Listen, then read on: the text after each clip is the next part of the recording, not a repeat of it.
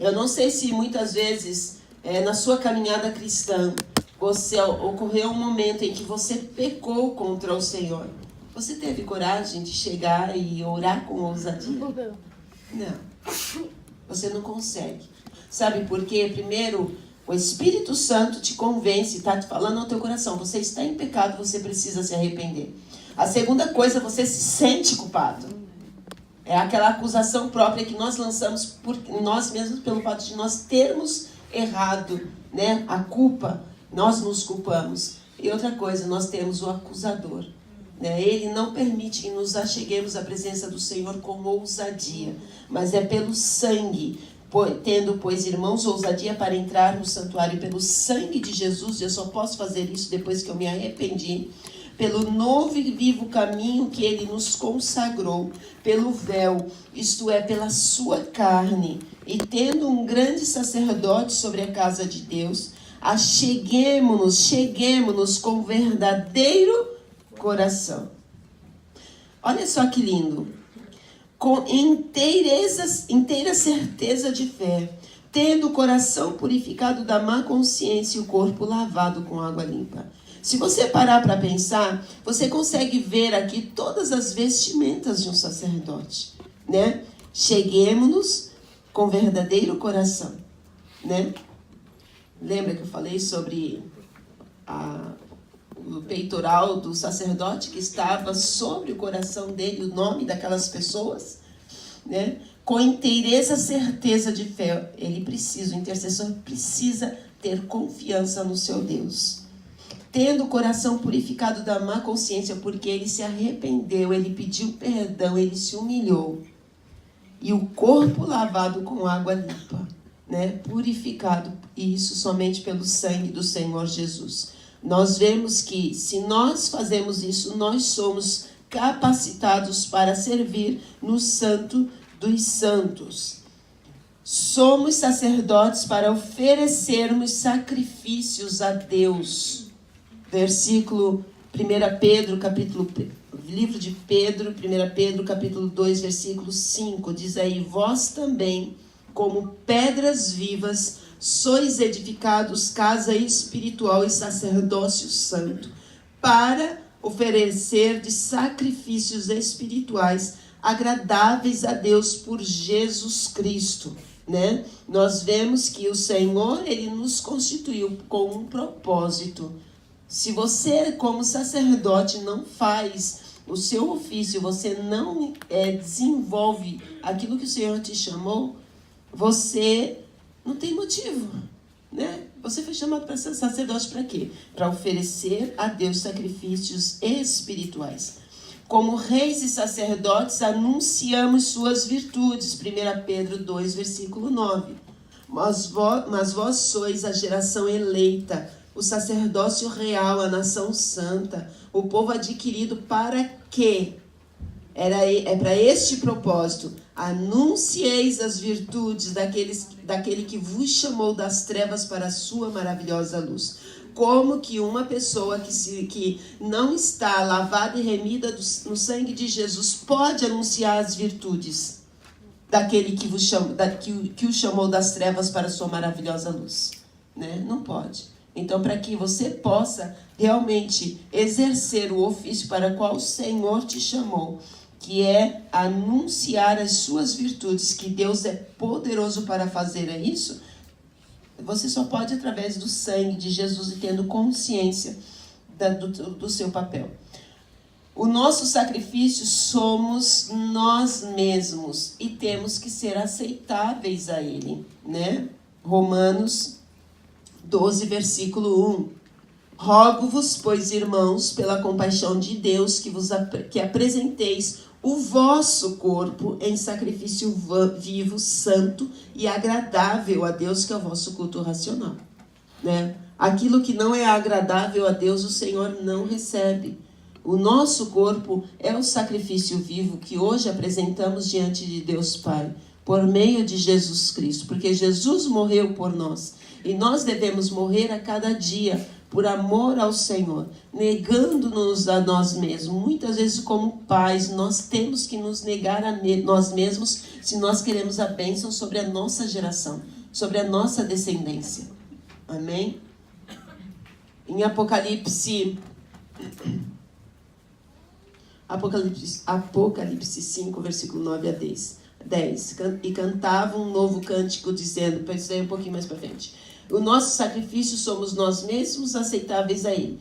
Na eternidade continuaremos o ministério sacerdotal, que é aí Apocalipse 5, 9 ao 10. Continuaremos o nosso sacerdócio. E cantavam um novo cântico dizendo: digno és de tomar o livro e de abrir os seus selos, porque foste morto, e com teu sangue compraste para Deus homens de toda a tribo, e língua, e povo, e nação, e para o nosso Deus os fizestes reis e sacerdotes, e eles reinarão sobre a terra. Amém? Então, não é somente para agora, mas depois, quando o Senhor restaurar todas as coisas, quando Jesus reinar definitivamente, nós reinaremos com Ele. Amém? Nós será um sacerdócio eterno. E Apocalipse 1, 5 ao 6, que é o versículo que nós lemos antes, né? E da parte de Jesus Cristo, a fiel testemunho, primogênito dos mortos, soberano rei dos reis da terra, aquele que nos ama e pelo seu sangue nos libertou de nossos pecados e nos constituiu reino, sacerdotes para o seu Deus e Pai, e a Ele glória e domínio pelos séculos dos séculos. Amém. Então, nós vemos aí que esse sacerdócio vai continuar eternamente. Deixa eu dizer uma coisa. Para que o sacerdote, para que alguém fosse sacerdote, ele teria que ser da tribo de Levi. E nenhum levita, todo sacerdote deveria ser levita, mas nem todo levita seria sacerdote. O que eu quero dizer? Que todo crente deve ser um intercessor, mas nem todos terão o ministério da intercessão. Deixa eu deixar bem claro isso. Você, como crentes em Cristo, nós temos a obrigação de interceder em todo o tempo. Pela nossa família, pelos nossos filhos, pelas pessoas que estão debaixo da nossa autoridade, nossa responsabilidade. Mas eu não tenho vergonha em dizer que eu não tenho um ministério de intercessão.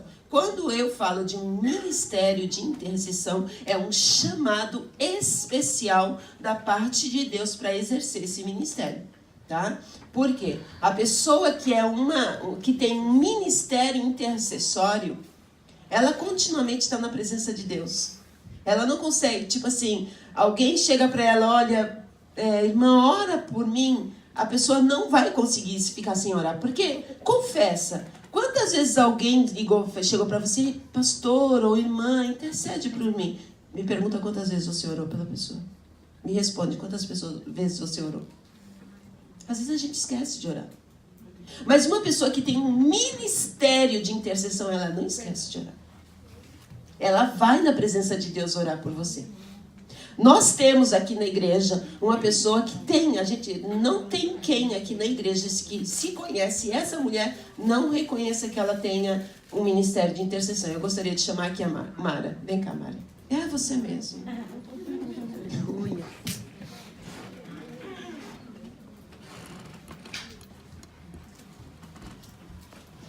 Deus levante mais mulheres como essa. Amém. Eu não quero...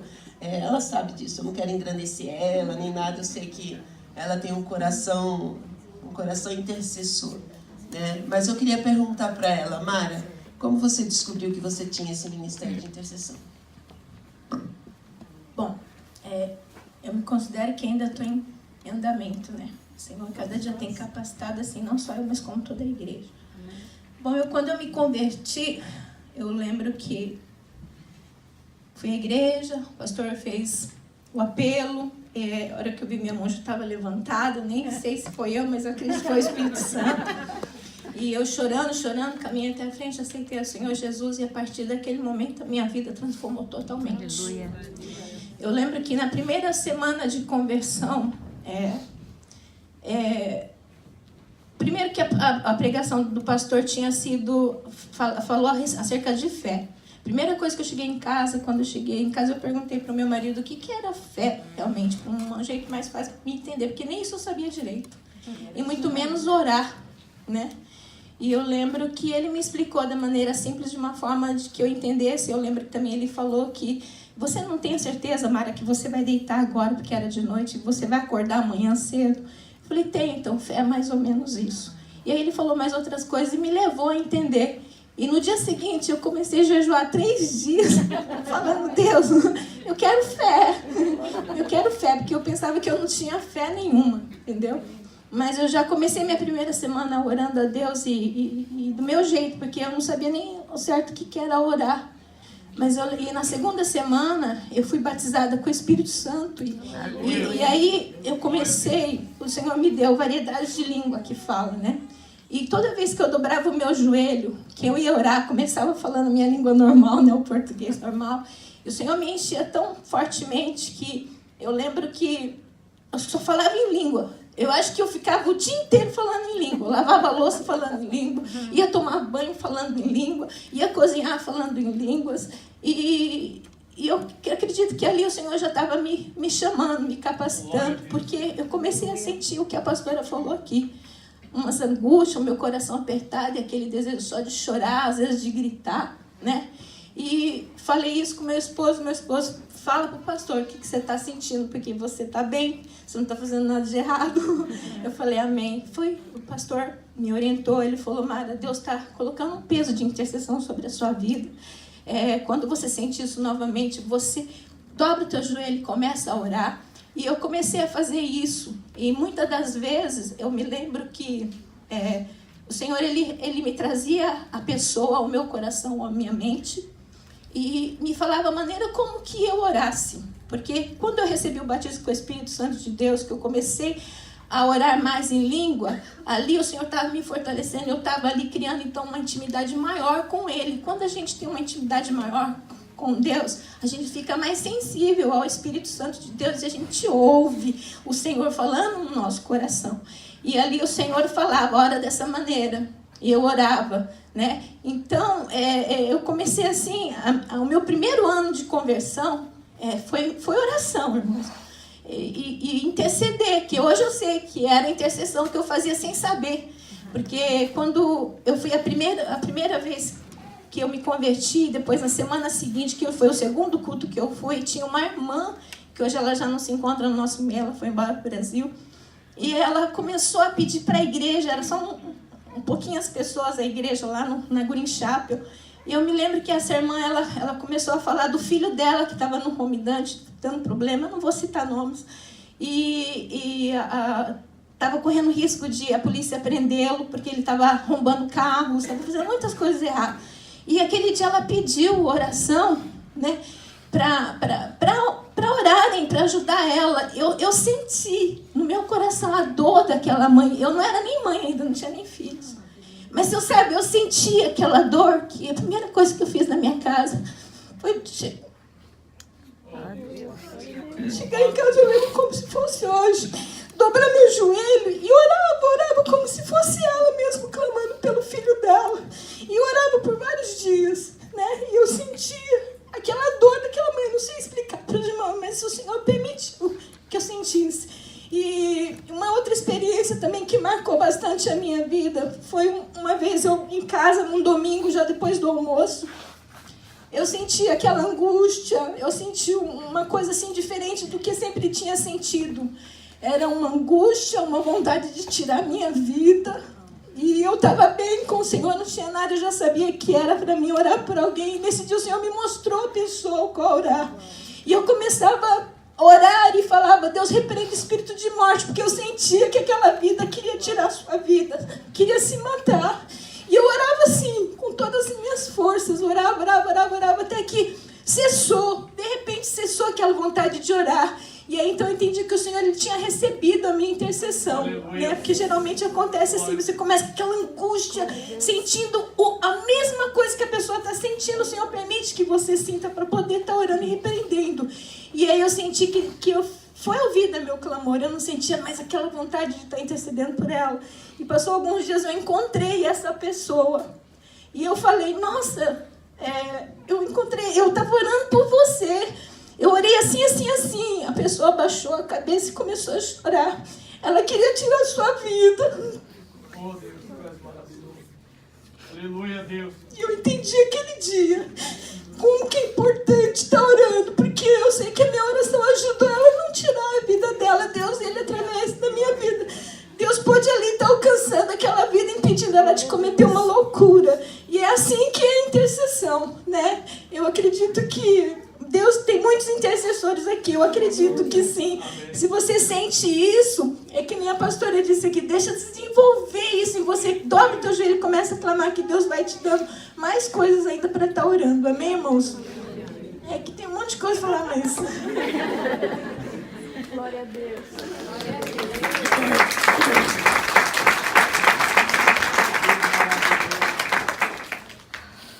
Vocês entenderam? Deu para entender bem, né? Então, Deus, eu não me envergonho de dizer, eu não tenho um ministério de intercessão, porém repousa sobre mim a responsabilidade de orar e estar intercedendo. Porque esse é meu papel, porque o Senhor me chamou para ser sacerdote. Porém, sobre alguns, o Senhor coloca este ministério especial. Sabe, irmã?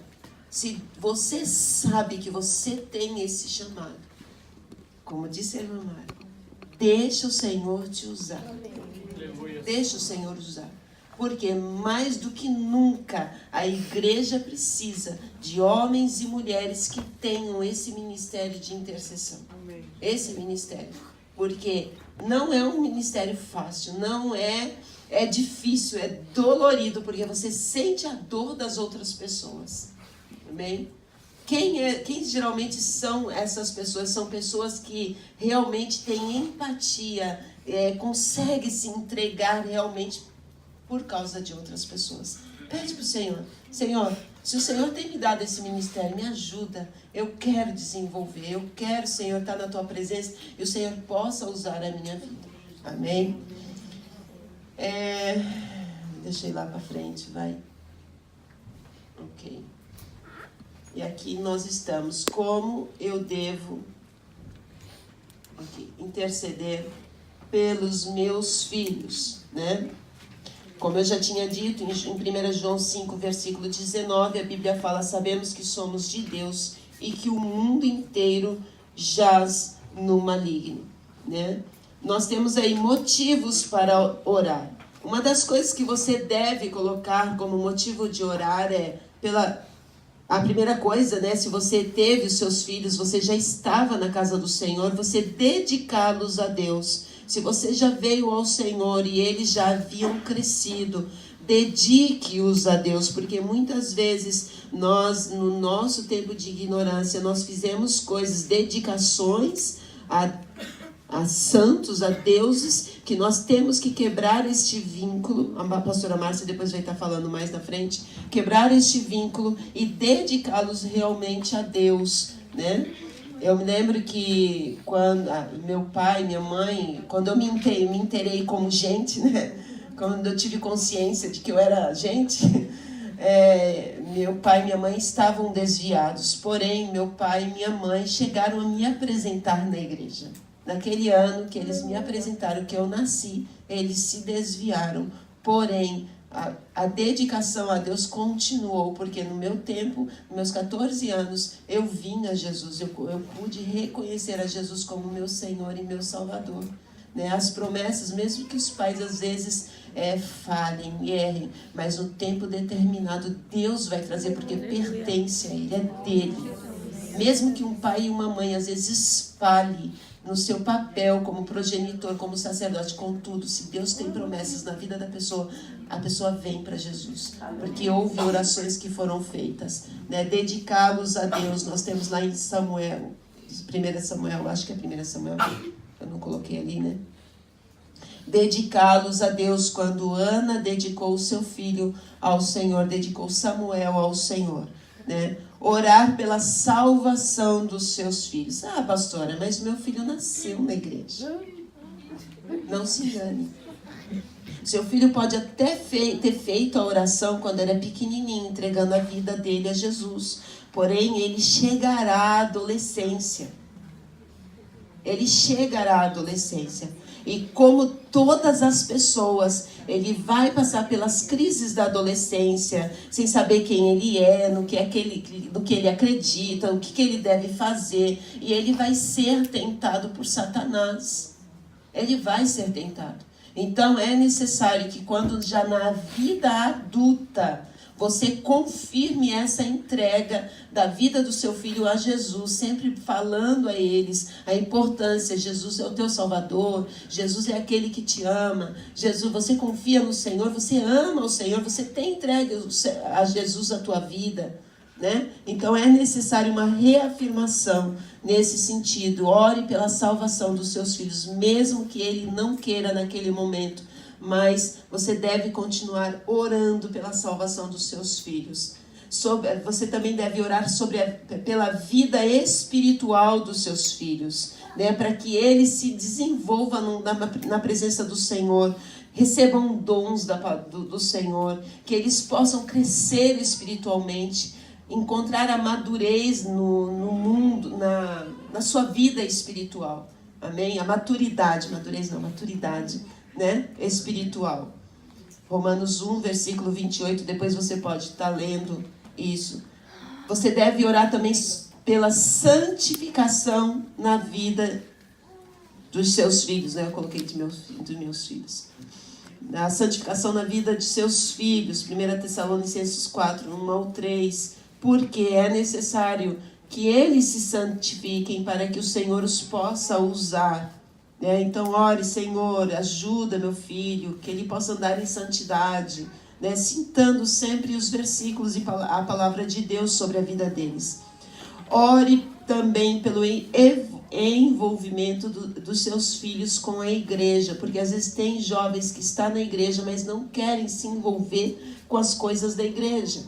Porque às vezes tem traumas, mágoas, porque cresceram dentro da igreja, foram feridos por alguém, passaram por situações, às vezes, que deixou marcas no coração deles. Então é necessário que você ore pelos seus filhos, nesse sentido, que ele tenha experiência servindo ao Senhor. Amém? Ore também pelos amigos dos seus filhos. Por quê, irmãs? Ele vai para a escola. Ele vai encontrar amigos. E às vezes, mais amigos do que os que estão dentro da igreja. E isso é muito triste. Quando o filho diz para você, não, eu não tenho nenhum amigo lá, ninguém é meu amigo, ninguém gosta de mim, ninguém realmente se importa comigo. É muito triste isso. Então, ore pelos amigos dos seus filhos, por aquelas pessoas que vão se envolver com ele. Chame esses jovens também à salvação, né? Abra o seu lar para receber esses amigos dos seus filhos, porque é a única forma de você influenciá-los também com o evangelho, com a palavra de Deus. É a única forma. Amém? Ore pelos amigos dos seus filhos. Ore pelo futuro dos seus filhos. Você tem que entender que tem necessidades. Não, meus filhos, mas eles estão tão pequenininhos ainda. Por que eu tenho que orar pelo futuro dos meus filhos? Tem que orar. Pela futura esposa, pelo futuro esposa, né? Orando, Senhor, prepara essa pessoa. Eu me lembro que quando eu me converti com 14 anos, foi uma das primeiras coisas que eu aprendi a fazer. Orar pelo meu futuro esposo. Né? Eu nem conhecia, eu falava, Senhor, abençoa, eu não sei quem ele vai ser, né? Mas abençoa onde ele estiver, que ele seja um homem de Deus, abençoado, que ame o Senhor de todo o coração, né? E me ensinaram isso surtiu efeito, né? Ore, né? Ore pelo futuro cônjuge dos seus filhos. Porque se ele ou ela não tiver um homem, uma mulher de Deus ao lado deles, eles não vão conseguir também servir a Deus da forma que eles gostariam, às vezes desenvolvendo ministérios ao qual Deus tem preparado para eles. Amém? É necessário que você entenda que nós estamos falando de jovens que são a futura geração da igreja. Homens e mulheres que serão pastores e pastoras. Homens e mulheres que serão gente dentro da igreja que vão estar fazendo tudo aquilo para agradar a Deus. Então, ore pelo futuro cônjuge dos seus filhos, né? Porque o Senhor, Ele deseja abençoar plenamente. Pais intercessores investem tempo na oração pelos seus filhos. Eclesiastes 3:1. Tudo tem o seu tempo determinado e há tempo para todo o propósito debaixo do céu. Aquilo que eu já falei. Não pense, amanhã eu vou orar, está tudo bem agora, não está acontecendo nada. O tempo é hoje, o momento é agora. Nós precisamos orar, mesmo que não esteja acontecendo nada. É necessário orar em todo o tempo, porque você sabe que os dias são maus. E o diabo está furioso querendo destruir lares. Amém? Pais intercessores não abrem mão de ver seus filhos no altar de Deus. Amém? Para isso você precisa orar sem cessar, em todo o tempo, continuamente, dedicando a vida dos seus filhos a Deus. Amém? É lá 1 Samuel 1, 27 ao 28. A dedicação. Amém? Ajudas na oração. Seja específica. Só você sabe, aquilo lá que eu falei, somente pai e mãe vai saber realmente orar pelo seu filho. Você, quando vai pedir para alguém orar pelo seu filho, você fica contando as coisas dos seus filhos? Não. Se você só fala genericamente, ora pelo meu filho, né? Você não fala o que ele realmente está passando. Então, orar como realmente ele precisa da oração, é só você pode fazer. Seja específica. Fale para o Senhor se ele estiver com o coração magoado, se ele está passando por um momento de tentação, se ele está com dúvida no coração. Fale todas essas coisas. Não porque Deus não sabe. Claro que Deus sabe. Deus sabe. Mas quando você ora declarando a vitória do Senhor na vida dos seus filhos, no aspecto que ele está passando, na dificuldade que ele está passando. Por exemplo, uma oração, o meu filho está passando por tentação. Eu tenho que orar pedindo para o Senhor, o Senhor é aquele que livra da tentação. O Senhor é aquele que levanta o prostrado. O Senhor é aquele que levanta o caído. Por mais que meu filho esteja caído agora, o Senhor o levantará, declarando sempre a palavra de Deus na vida deles. Amém? Ore passagens da Escritura em voz alta. Em voz alta, palavras, porque quando você profetiza a palavra de Deus, a Bíblia fala que a fé vem pelo ouvir, e quando você se ouve profetizando a palavra de Deus sobre a vida dos seus filhos, isso traz mais fé ao teu coração, e mais certeza e convicção que Deus fará. Deus fará. Amém? Anote suas orações em uma caderneta, registre quando e como o Senhor respondeu. Por quê, irmãs? Porque lá na frente, talvez um dia você parta e o seu filho fique. A herança que você vai deixar vai ficar na mão deles. E de repente eles vão ler, uau, minha mãe orou isso por mim. A minha mãe orou por mim. Isso vai trazer uma fé tremenda no coração dos seus filhos. Faça diários, anote. Pelo que quando foi, ele vai ver, nossa, realmente naquele tempo eu passei por isso. Minha mãe estava orando por mim. Que lindo. Né? Isso traz uma fé tremenda. Peça aquilo que está no coração dele, de Jesus, do Senhor. Não peça somente o que está no seu coração, no coração do próprio filho. Às vezes, cursar uma universidade, fazer alguma coisa, um sonho, um plano que ele tenha. Mas peça, Senhor, que a tua vontade prevaleça na vida dele. Ele pode escolher caminhos, mas a tua vontade prevaleça. Amém? Ore a vontade do Senhor. Lembre-se que algumas orações serão de espera, né? Por exemplo, às vezes a salvação, às vezes o cônjuge, né? Dependendo da idade que tá, vai ter que esperar, não tem jeito, né? Orações que são de espera, você vai ter que aguardar, né? Tem que ter paciência. Os versículos a seguir têm impulsionado muitos pais Acabou, eu não fiz o último. Então anote aí esses versículos, Atos 2, versículo 38 ao 39, né? Tem impulsionado muitos pais à oração. Atos 2, versículo 38 ao 39. Apareceu? Isaías 54, verso 13, 44 ao 3. Em Atos 2, 38 a 39, fala: respondeu-lhes Pedro: arrependei-vos e cada um de vós seja batizado em nome de Jesus Cristo para a remissão dos pecados, e recebereis o dom do Espírito Santo.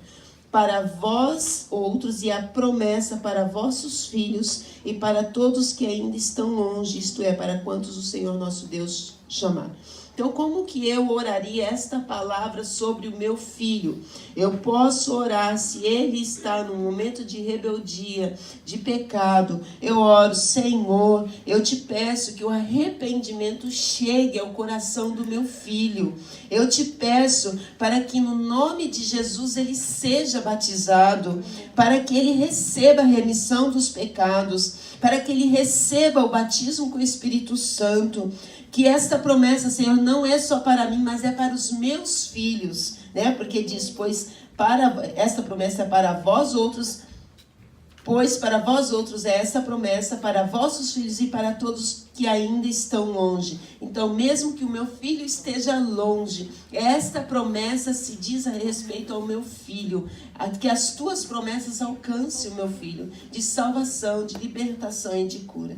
Amém?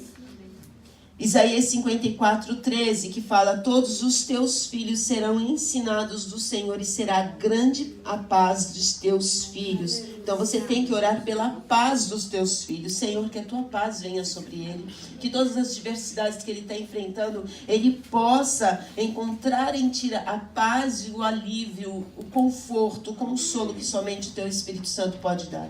Provérbios 11, 21. O mal é evidente, não ficará sem castigo, mas a geração dos justos é livre, né? Então, como eu oraria este versículo sobre a vida dos meus filhos? Senhor, eu sei que o pecado gera consequências, eu sei que meus filhos passarão pelas consequências, mas eu te peço, Deus, que o teu castigo, Senhor, venha trazê-lo para ti, trazê-lo para o teu amor, Senhor, porque a tua palavra diz que a geração dos justos é livre, e eu declaro que meu filho é livre para te servir, livre de todo pecado, de toda maldade. Ele virá ao Senhor, entende? Então você vai orando a palavra de Deus. Jó 22:30 diz: ele livrará até ao que não é inocente, sim, será libertado graças à pureza das tuas mãos. Isaías 59:21. Quanto a mim, esta é a minha aliança com eles, diz o Senhor, o meu espírito que está sobre ti e as minhas palavras que pus na tua boca não se apartarão dela, nem das de teus filhos, nem das dos filhos dos teus filhos, não se apartarão desde agora e para todo sempre, diz o Senhor. Sabe, quando você ora, você já tem que estar profetizando que os teus filhos, a tua descendência, serão de homens e mulheres fiéis a Deus. Fiéis a Deus. Senhor, eu oro pelos meus netos ou bisnetos, talvez eu não os veja, mas eu declaro que eles serão teus. Eu declaro no mundo espiritual que de mim descenderão reis e príncipes, sacerdotes para a glória de Deus Pai. Eu declaro bênção sobre a minha geração, porque eu tenho guardado os teus mandamentos, e eu declaro a bênção, porque o Senhor visita tanto a maldição como a bênção de geração em geração. Amém? Então é necessário que você ore isso. Salmos 103:17. Mas a misericórdia do Senhor é de eternidade a eternidade sobre os que o temem, e a sua justiça sobre os filhos dos teus filhos. Tem um outro salmo que fala que nunca vi o justo desamparado e nem a sua descendência mendigar o pão. Entende?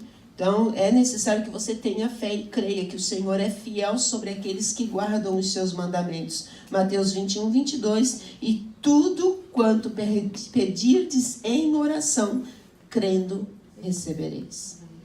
Muitas vezes nós pedimos, ou não recebemos, ou porque pedimos mal, ou porque pedimos fora da vontade de Deus. Então é necessário que o seu coração ande de acordo com o que Deus preparou para você e para os seus filhos.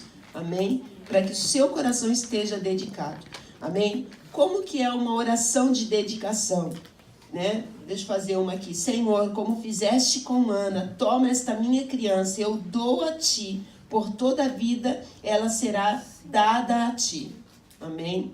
É baseada lá em 1 Samuel 1:28. Salvação, Pai, tu não desejas que José se perca, mas que esta criança chegue ao arrependimento. Senhor Jesus, dou-te graça porque vieste salvar os perdidos, incluindo o meu filho e a mim. Agradeço-te antecipadamente a salvação de... E você fala o nome do seu filho, né? É aí oração de livramento, oração de perdão, futuro. Então você vai fazendo orações assim por seu filho. Claro, sempre lembrando, você não pode chegar no altar do Senhor de qualquer forma. Antes de você apresentar os seus filhos, você tem que se apresentar a si mesma. Amém? Sempre confessando, sempre declarando a palavra de Deus, vivendo a palavra de Deus, que é primordial. Porque nós não podemos ser pessoas de dois falar, ou de dois agir. Hoje eu estou na casa do Senhor, amanhã eu não estou. Hoje eu vou passear, amanhã eu vou na casa do Senhor. Todas essas nossas atitudes servem de exemplo para os nossos filhos. E mais do que nunca é necessário este posicionamento da parte dos pais. Essa semana eu estava até conversando com a pastora Márcia. Eu tive um sonho. Eu sonhei que... acho que foi na segunda-feira. Eu sonhei que eu estava numa escola. Era uma escola. Sabe aquelas escolas que é primeiro andar, segundo andar, salas em cima, salas embaixo. E eu na parte de baixo, nas salas de aula, eram quartos. Mas eu sabia que eram salas de aula. Mas eram quartos e havia várias camas, né? E vários quartos com muitas crianças. E eu entrava em cada quarto, aquelas crianças que estavam descobertas, eu jogava um lençol branco, ia cobrindo cada criança, né? E fechava a porta, saía e fechava a porta de cada quarto. E aí eu sabia que eu tinha que subir no segundo andar, que era onde os pais estavam dormindo. Quando eu fui para o segundo andar, a escada era de papelão. E eu falei, mas como que eu vou subir? Eu me agarrava no corrimão do lado e ia me pendurando, quase pisando nos degraus. Porque eu queria chegar no segundo andar. Mas só que enquanto eu estava cobrindo as crianças, que eu estava lá no primeiro andar, eu ouvia bem longe o barulho de cães latindo, cães muito bravos latindo.